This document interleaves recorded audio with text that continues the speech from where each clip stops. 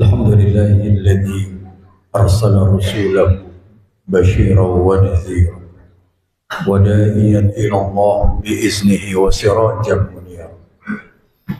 أشهد أن لا إله إلا الله وحده لا شريك له وأشهد أن سيدنا ونبينا محمدا عبده ورسوله. اللهم صل وسلم وبارك على سيدنا محمد وعلى آل سيدنا ومولانا محمد. أما بعد فيا عباد الله أوصيكم ونفسي بتقوى الله وطاعته لعلكم ترحمون. Ma'asyiral hadirin jamaah Jumat rahimakumullah. Hidup akan terasa indah, nikmat, dan akan kita rasakan tidak ada beban yang berat apabila kita mau dekat kepada Allah. Allah Subhanahu wa ta'ala sudah ciptakan surga dan juga neraka. Bagi orang-orang yang beriman kepada Allah, setiap apa yang dia kerjakan, nilai-nilai ibadah kepada Allah tentunya akan mendapatkan ganjaran yang tepat ke dalam surga Allah. Maka agama mengajarkan agar kita tidak jauh, tidak mengatakan sesuatu hal yang tidak butuh kepada Allah. Seharusnya kita menyadari, selepas bulan lalu di Ramadan kita sudah tinggalkan bersama-sama. Di bulan inilah kita harus mengulang kembali, meniti kembali hubungan kita kepada Allah. Jangan sampai terlepas begitu saja.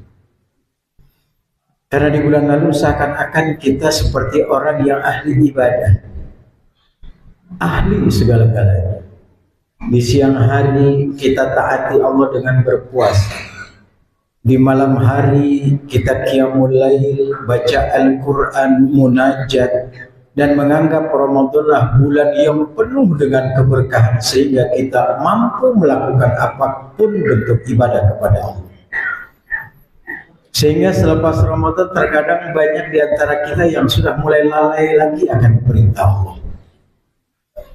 Padahal hablum minallah dalam artian kata hubungan yang sangat dekat, intim kepada Allah dengan vertikalnya, yaitu yang kalimat kita sering baca dalam surat Al-Fatihah, iyyaka na'budu wa iyyaka nasta'in. Menyembah hanya kepada Allah, meminta kepada Allah. Di akhir ayat 185 surat Al-Baqarah itu sudah menegaskan kepada kita, walitukmilul iddata walitukabbirullaha ala ma hadakum wa la'allakum tashkurun. Bilangan yang sempurna, penuhi semuanya ketika akhir Ramadan, lalu bersyukur kalian kepada Allah. Dan hubungan kalian jangan sampai lepas dari Allah Subhanahu wa ta'ala, karena memang kita butuh Allah. Jadi jangan pernah menganggap hal-hal yang seperti ini kita anggap biasa saja. Maka kalau kita ingatkan diri kita, ketergantungan kita hanya kepada Allah, iya, setiap apa yang kita kerjakan selalu dipantau oleh Allah, benar. Apapun yang kita dapati itu hanya datang dari Allah, pasti. Tapi kenapa sih ketika Allah meminta kita untuk dekat kepada Allah sering lupa mengembalikan nikmat Allah yang telah diberikan kepada kita hanya dengan bersyukur, mentaati perintahnya, berusaha menjauhi larangan-larangan Allah. Mungkin sebelum Ramadan kita sudah banyak hal yang kita lakukan yang tidak baik. Setelah Ramadan lepas, bersih total di 1 Syawal kemarin di Idul Fitri, berarti kita jadi orang yang tanpa dosa dan noda. Setelah saling memaafkan, Allah bukakan pintu maaf kepada kita. Berusaha agar kedepannya Kita cari letak kesalahan kita di masa lalu dan kita buang, jangan sampai kita mengulangi, karena kita ingin nanti mendapatkan tempat yang Allah siapkan untuk ahli syurga. Perintah yang Allah sampaikan kepada kita jelas. Di dalam Al-Qasas ayat 77 Allah sudah berikan kepada kita dengan tegas. Wabtaghi fima ataka Allahu darul akhirah wa la tansa nasibaka minad dunya. Cari yang aku anugerahkan kepadamu di negeri akhirat. Cari perintah. Yang merintah ini bukan manusia, bukan pejabat, bukan orang hebat, tapi merintah ini Khalik yang memiliki langit dan bumi, memerintahkan kepada manusia, cari urusan akhiratmu. Di mana kita mencari kalau kita belum tahu? Isi diri kita dengan majelis ilmu. Urusan akhirat adalah ibadah kepada Allah, ya sholat, puasa, amaliyah-amaliyah yang lain, ibadah-ibadah yang lain yang akan membuat kita tenang, bukan cuma di dunia, bahkan kita dapat kalimat fid dunya hasanah wa fil akhirati hasanah. Lalu ada kalimat wala tansa nasibaka minad dunya. Jangan pernah melupakan bagian kecilmu di dunia.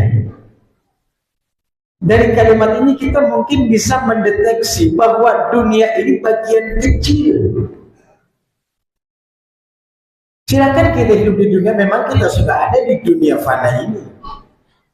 Tapi harus bagaimana kita berpikir untuk urusan akhirat, dunia jangan ditinggalkan. Kenapa sekarang yang terjadi lebih banyak urusan dunia, kok akhirat seakan-akan menjadi urusan yang tidak penting bagi kita? Sehingga lalu lalang berjalan setiap hari kemana saja kita pergi. Bahkan tadi sebelum Al-Fakir hadir di Masjid Al-Iman dalam perjalanan dari rumah kemari, banyak kaum Adam sudah mendekati waktunya sholat Jumat, lalu lalang tanpa ada rasa dosa kepada Allah. Yang berkewajiban masalah sholat Jumat adalah kaum Adam. Seharusnya masuk waktu sholat yang menjadi kewajiban buat kita. Hentikan semua aktivitas, karena dalam surat Al-Jumu'ah ayat 9 sudah jelas. Idza nudiya li sholati yaumil jumu'ati fas'au ila dzikrillahi wa dzarul bai'. Allah sampaikan seperti itu ketika datang panggilan melaksanakan sholat Jumat. Bergegaslah kalian, tinggalkan semua perkara jual beli. Yang demikian lebih baik untuk kalian agar kalian menjadi orang yang takwa kepada Allah. Tapi kenapa ini yang terjadi? Karena mungkin kita menganggap dunia ini yang paling terbaik. Salah. Kita harus melihat berapa menit sih waktu yang kita kasih untuk Allah, yang Allah minta untuk kita tidak lama. Selepas melaksanakan ibadah sholat Jumat, Allah berikan lagi ayat selanjutnya. Selesai kau sholat Jumat, faidah qudiyatis shalah fantasiru fil ardi. Setelah selesai melaksanakan sholat Jumat, Allah sampaikan kepada kita, silahkan kalian bertebaran lagi. Rezeki aku banyak, kata Allah, tapi aku ingin hamba-hambaku ini dekat, dengar, taat perintah Allah. Sekejap saja untuk Allah, sebentar saja untuk Allah. Allah ingin melihat hamba-hambanya yang nanti akan masuk ke surganya terpantau dari sekarang, karena Allah punya sifat Sami'un Basir. Allah maha mendengar dan maha melihat, maha segala-galanya.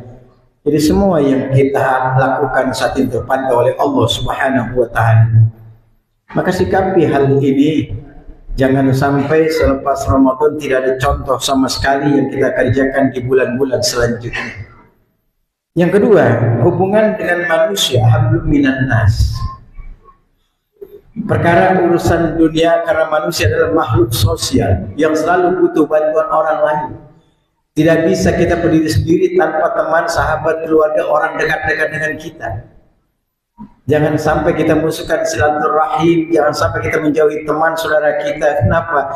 Banyak hadis qudsi yang menyampaikan kepada kita dari baginda Nabi Muhammad sallallahu alaihi wasallam, "Isnani la yanzuru ilaihima yaumal qiyamati qadir rahim wa jansu."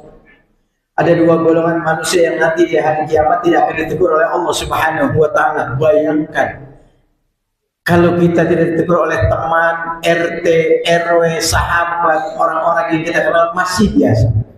Tapi Allah tidak mau menegur kita. Siapa dia? Yang pertama, orang yang memutuskan tali silaturahim. Tidak ada maaf bagi dia, dan sebaliknya ketika banyak punya kesalahan pada Allah, punya sifat Ghafurur Rahim, pengampun lagi Maha Penyayang. Maka penting dan harus kita jalani hubungan vertikal dengan hubungan kita horizontal dengan manusia, hablum minan nas. Jelas. Jangan sampai kita putus silaturahim. Selalu saya sampaikan bahwa dulu di ketika Indonesia sebelum merdeka ada seorang jenderal yang bernama Jenderal Sudirman. Slogan beliau sampai sekarang teringat loh kepada kita. Beliau menyampaikan, kamu hanya akan menang kalau kamu kuat. Kamu hanya akan kuat kalau kamu bersatu. Kamu hanya akan bisa bersatu kalau menghidupkan silaturahmi.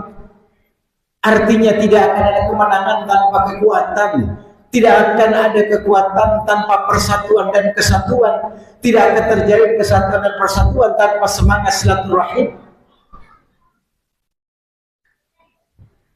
Bercerai-berai kita akan hancur, bersatu kita akan menjadi kuat. Karena muslim ini ikhwatun fa aslihu baina akhwaikum. Mukmin ini bersaudara, Islam ini bersaudara. Kalau ada saudara yang sedang berselisih, damaikan mereka, jangan hancurkan mereka. Allah yang akan mengayomi kita kalau kita mau mempersatukan saudara kita. Perjalanan hidup yang kita akan laksanakan ke depan, entah kapan akan berakhir, itu urusan Allah.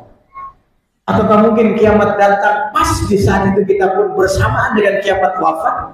Atau mungkin sebelum datang kiamat kita sudah tidak ada lebih dahulu dipanggil oleh Allah? Itu semua hak prerogatif Allah. Maka jangan pernah menerka apa yang terjadi esok dan lusa kecuali urusan Allah. Yang harus kita kerjakan adalah bagaimana kita menyikapi teman, keluarga, saudara kita. Jangan sampai kita terputus hubungan antara kita dengan kita. Ibadah kita kerjakan karena bukan untuk Allah. Satu dunia banyak manusia tidak ibadah, Allah tidak berhenti menjadi Tuhan kita yang rugi. Sikapi hal ini. Yang kedua, kata Allah, wajarusu, tetangga yang jahat dengan tetangganya tidak akan ditanya oleh Allah Subhanahu wa taala. Maka dua hal ini harus kita teruskan. Jangan pernah kita lalaikan diri kita kapanpun, dimanapun. Kalau kita masih dalam keadaan sehat, Allah panggil kita dengan kumandang takbir azan Allahu Akbar, segerakan dirimu menghadap Allah. Sepertiga malam terakhir ketika banyak di antara teman kita, orang-orang sudah tidur lelap dalam mimpi indah mereka, kita bangun tahajud di hadapan Allah karena kita memang pendosa yang paling banyak. Allah Maha mengampuni dosa kita. Bergantunglah diri kita kepada Allah. Semua serahkan kepada Allah. Hidup kita untuk Allah. Toh ketika kita lahir ke alam dunia, tanya sama ibunda kita tercinta, apa sih mak yang saya bawa ketika lahir? Ibunda akan menjawab, berbarengan kau lahir hanya darah dan tangisanmu yang datang ke dunia. Tidak ada pangkat jabatan kedudukan yang kita punya. Tapi kenapa ketika usia 30-50 tahun Allah titipkan harta, jabatan, kedudukan, lalu sombong ada dalam diri kita? La haula wa la quwwata illa billah. Tidak ada kekuatan, tidak ada daya dan upaya kecuali datang dari Allah. Jadi harus kita masukkan dalam sanubari kita Allah segala-galanya. Allah yang membuat kita seperti ini. Kembali kepada Allah. Bagaimana perbuatan amaliyah kita di hadapan Allah Subhanahu wa taala. Maka jalin, ikrarkan halal bihalal silaturahim sampai kita datang kematian. Jangan pernah kita memusuhi sama saudara kita. Jalin ukhuwah Islamiyah, jalin ketaatan kita kepada Allah. Karena Allah ingin melihat hamba-hamba yang soleh memasuki surga Allah Subhanahu wa ta'ala.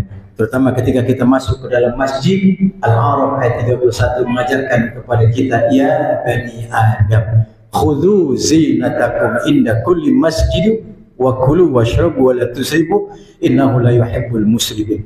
Wahai anak-anak Adam, masuklah kalian ke dalam masjid dengan berpakaian yang sempurna, rapi, dengan wangi-wangian.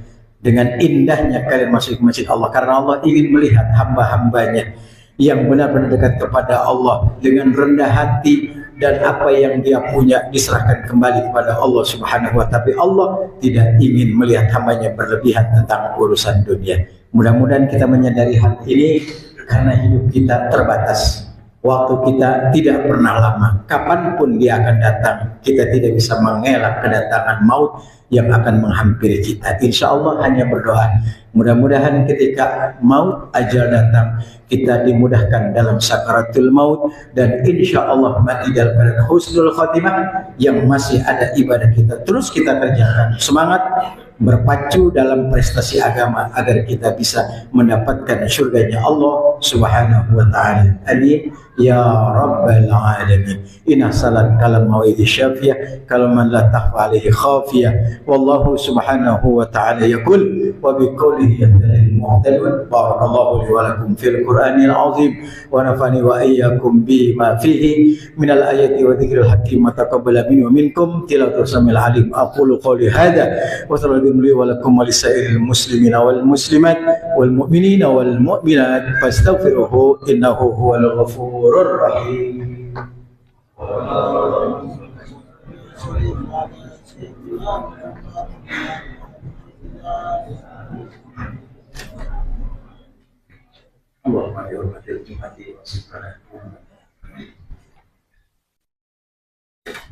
Alhamdulillahi hamdan katsiran kama amara. Asyhadu an la ilaha illallah wahdahu la syarika lahu irghaman liman jahada bihi wa kafar.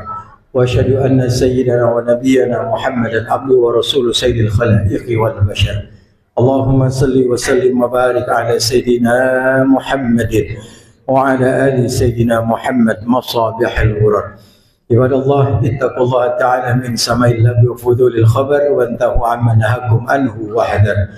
Wa alamu anna Allah ta'ala amarakum bi amrin bada fi binafsih wa tanna bi malaikatillahil musabbihati bi qudsi wa thallata bikum ayyuhal mu'minuna min bariyati jinni wa insi. Faqala ta'ala mukhbiran alima wa amiran hakiman. Inna Allaha malaikatahu yusalluna 'alan nabi ya ayyuhalladzina amanu sallu 'alaihi wa sallimu taslima. Allahumma salli ala sayyidina Muhammadin wa ala ali sayyidina Muhammad warḍi 'an arba'ati khulafair rasyidin sadatina Abi Bakr wa Umar wa Uthman wa Ali wa baqiyati sahabati wa tabi'in wa man tabi'ahum bisan yaumiddin wa alaina ma hum wa fihim bi rahmatika ya arhamar rahimin. Allahumma ighfir lil mu'minina wal mu'minat wal muslimina wal muslimat al ahya'i minhum wal amwat innaka sami'un qaribun mujibud da'wat wa qadiyal hajat ghafir dzunub wal khati'at bi rahmatika ya arhamar rahimin. Allahumma izzal islam wal muslimin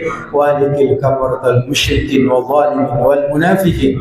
Rabbana ighfir lana wa li ikhwanina alladhina sabaquna bil iman wa la taj'al fi qulubina ghillan lil ladzina amanu rabbana innaka ra'ufur rahim. Rabbana atina fid dunya hasanah fil akhirati hasanatan wa qina adzaban nar. Ibadallah, inna Allaha ya'muru bil 'adli wal ihsani wa ita'i dzil qurba wa yanha 'anil munkari wal baghi ya'idhukum la'allakum tadhakkarun. Fadhkurullaha yazkurkum washkuru li dzikrikum wa dzikrullahi akbar. Aqimis shalah.